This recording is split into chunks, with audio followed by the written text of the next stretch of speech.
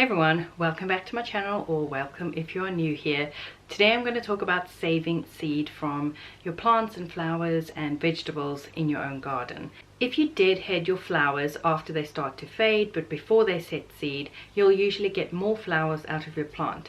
But if you leave those flowers on the plant, they will sometimes, not always, go to seed, which means that the petals will fall off and the seeds will kind of ripen and dry out, and then you can harvest them. So obviously the first advantage to saving seeds from your plants is that you get free seeds. So saving money is the obvious advantage. You can share your seeds with other gardeners or swap them or even sell them if you want to. But what I feel is a bigger advantage to saving seeds from your own plants is that generation by generation your plants are going to be stronger and better suited for your particular garden. If you live in a very windy area, for example, your plant will put down stronger roots to be able to withstand the winds, and they will put that kind of into the DNA of the seed, and then subsequent generations will have stronger and stronger roots. So that's a very good reason to save seeds from the plants in your own garden. I do want to mention though that not all plants are going to produce the exact same offspring if you save seeds from them. The vegetables or flowers may be different, and you can kind of do a bit of research into that, about hybrids and about seed breeding. You can't always even guarantee the same color plant if you save seeds from it. But overall, because it's free to do, I think it's fun and worth experimenting with.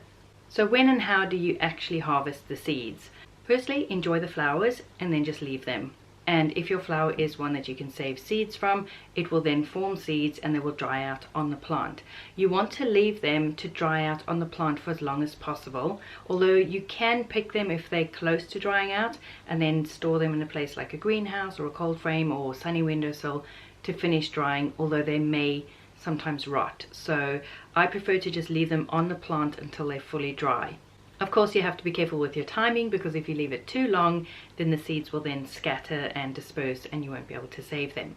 I know a lot of people like to use paper bags, and they will tie a paper bag over the seed heads so that that doesn't happen, but I prefer to harvest seeds into glass or ceramic dishes.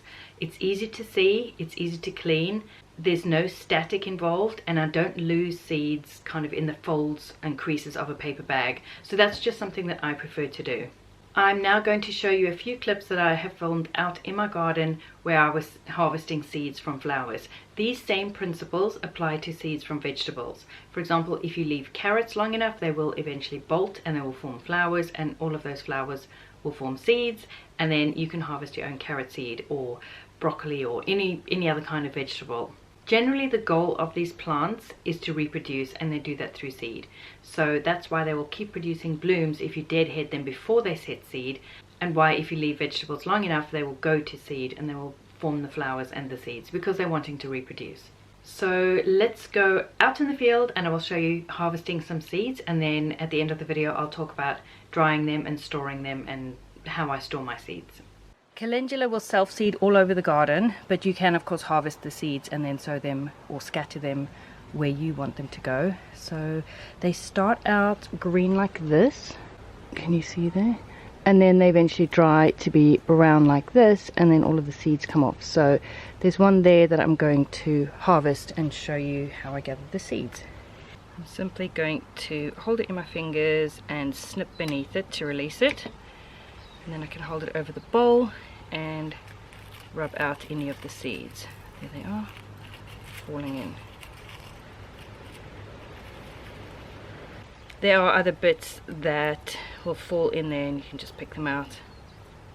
The spent head, bits of petals. But yeah, there are some seeds. This is maybe easier to see. Another one, snip it off and then just release all of the seeds that are sitting in that seed head.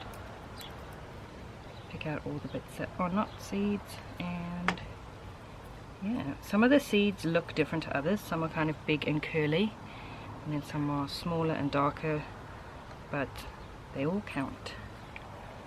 Over here I have some spent foxgloves, and this is where the bigger bowl comes in handy because they have a much finer seed. So I'll just take them and bang them in the bowl. Can you see all those teeny tiny fine little dots? Those are the seeds. They're very fine.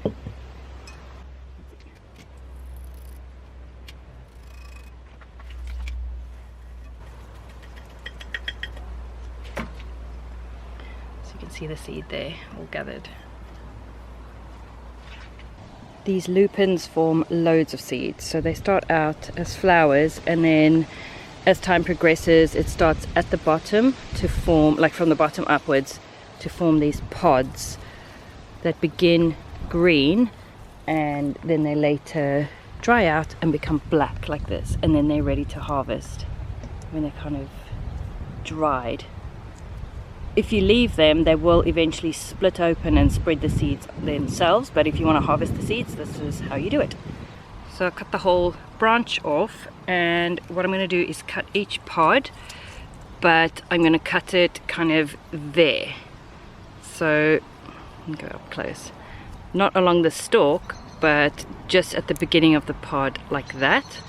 And when I do that, usually they begin to split open on their own, and then I can just open it, and I do it in the bowl because, as you can see, sometimes they shoot off, or sometimes when you snip them they spring open, but the seeds are in there like little peas in a pod, so you can just rub them out. Oops. So I'll do it in here because they sometimes spring open and spew the seeds all over.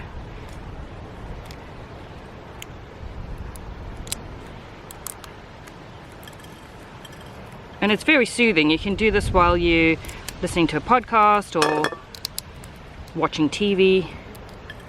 And before you know it, you have thousands of seeds.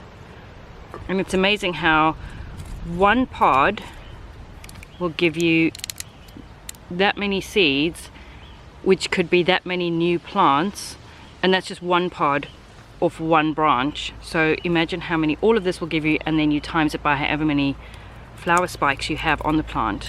So it's prolific. You can get loads and loads of seeds. So you can get one plant from the nursery or wherever, somebody can give you one, and you'll just never ever be short of seeds. You can have thousands and thousands of further plants just from that one plant if you save your seeds.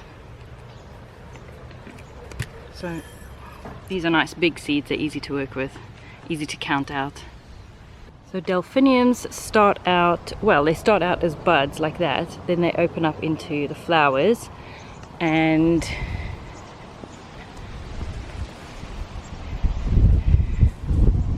when the flowers are done they make green seed pods, and if you leave them to dry they have brown seed, but you can hear the seeds rattling around in there. So these are super easy to harvest. You just clip them off and tip them upside down, and I'll show you that now.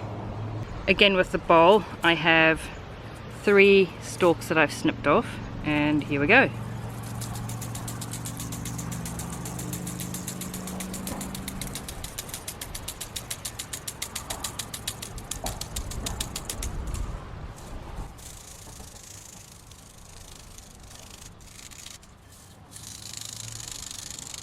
I call this my hang and bang method. You just hang them upside down and bang them. And because you're in a nice big bowl, it will catch them all. That there, you probably wouldn't think of it, that is several hundred seeds. 50 seeds looks about like that. You wouldn't think there's 50 seeds, but that's about how 50 seeds look. So there's several hundred there, and that's just from 3 little spikes. So if you have multiple plants with multiple flower spikes, you will have thousands and thousands of seeds. So here we have a patch of pansies. This started with one little plant and it has spread and self-seeded. So once the bloom is spent, it will leave a little thing like this behind, and then as that dries out it will split open. See, there's one that hasn't dried out, and then once it does dry out it splits open and it's got rows of tiny little seeds in it. That one looks like it's already dispersed its seeds. Let's find another one. Oh, there's one with some seeds still. And you can just rub that and, oops. You can just rub that and release the seeds, and then you can use those seeds elsewhere. This is scabiosa, and once the blooms are done it leaves behind this, which you can see why it has the name of pincushion flower. Looks like a little pincushion with a bunch of pins sticking out, and then as they dry you can see the seeds start to release and scatter, so you could just claim them for yourself. This is candy tuft, and when these flowers are finished, they leave behind seed heads like this. These are still quite green, but these will eventually dry, and then each one of these is a seed, and it will break off and self-seed all over the bed, or you can harvest them. These antirrhinum or snapdragons, I just got seedlings from the nursery or the garden center, and I just popped them into these pots by our back door, and I've noticed that some of them have gone to seed, so I'm just going to snip that off and harvest them. So I cut off the dead flower, accidentally got a live one with it. You can see these are tiny little pockets with holes in the top like pepper pots, and so it's easy to just sprinkle out those seeds. So, you know, I bought a couple of punnets of flowers, but now I've got enough seeds to continue having snapdragons in my garden pretty much forever, because I can keep harvesting the seeds. So that's a purchase I'm just not going to have to ever make again. So I hope you enjoyed seeing me harvesting seeds. So what do I do with them? I like to share my seeds with other gardeners, for example in my local crop swap or in the Facebook group NZ Gardening on a Budget. I count them out generally into packets of 50, and I store them like this. I put a label on the front, which I just print out and cut, and then put them into the packet. So that is 50 seeds, and these packets, by the way, I get on AliExpress, and they're really inexpensive. So that's lupin seeds. I have Aquilegia. I also have poppy. I just put like an eighth of a teaspoon in, because I'm not counting out poppy seeds or things like foxglove seeds. And yeah, that's how I do it. I've got some delphiniums here as well. I would not recommend storing seeds in plastic bags unless you are 100% sure that they are fully dry. Otherwise it's going to obviously trap moisture in there, and then they can go moldy. If you're going to be packaging your seeds in little plastic bags, you really want them to dry out properly first. So I have my delphinium seeds here in the greenhouse where it's dry and it gets quite warm, so any moisture can evaporate before I package them in plastic, or else they're just going to go moldy.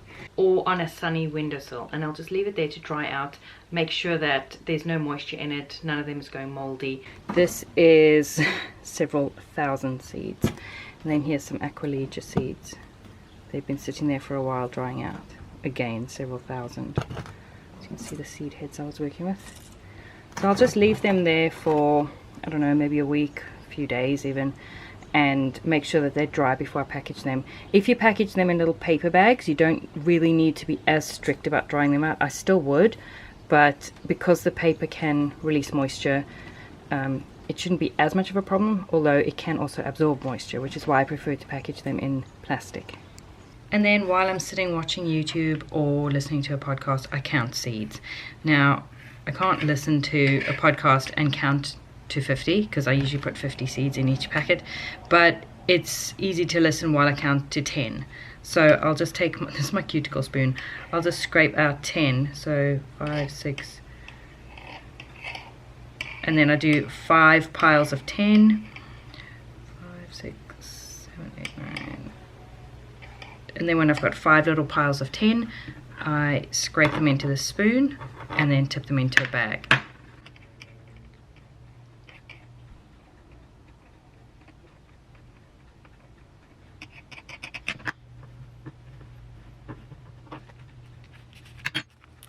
There you go, 50 seeds, and I usually end up with lots and lots of packets, and then I can share with people in my Facebook gardening groups or with friends. It may seem quite tedious, but it's actually very soothing, and if I'm just sitting kind of listening to or watching YouTube, it's good to be able to get something done at the same time. Just a little update. So this is the little cup that I started with. I've barely made a dent out of the top, and I packed 75 little bags of seeds, so that's over 3,700 and, well, that's 3,750 seeds, except I put like a couple in extra, so over 3,750 seeds, and I still have this much. So this is literally tens of thousands of seeds in there. When I said I would show how I store my seeds, I meant in these little baggies. If you're looking to me to show you my system or my organized way of storing seeds, I'm kind of still working on that. So I don't have an overall system that I can share with you, or not yet anyway. What I meant was storing them in individual portions, I guess, shareable portions. I hope you found this video helpful and that you're going to give seed saving a try. Let me know which seeds you'll be saving. Thanks so much for watching, and I will see you in the next one.